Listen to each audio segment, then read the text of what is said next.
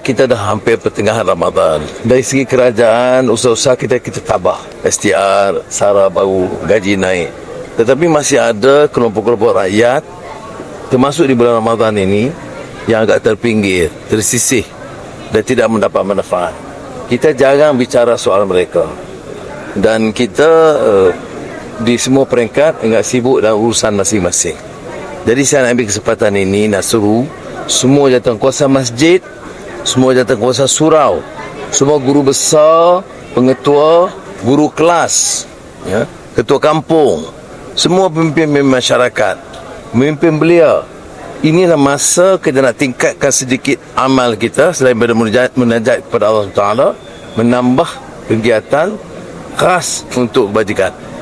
Boleh tak kita ada cita-cita bersama di kalangan rakyat Malaysia ini? Jadikan Ramadan ini, kali ini satu kesempatan sebaiknya angkat martabat rakyat, ringankan beban mereka dan cari tiap kampung, tiap individu, tiap orang tua atau yang sakit untuk bantu mereka. Dan ini permintaan ini terpakai untuk semua juga, rumah sakit, klinik, ya.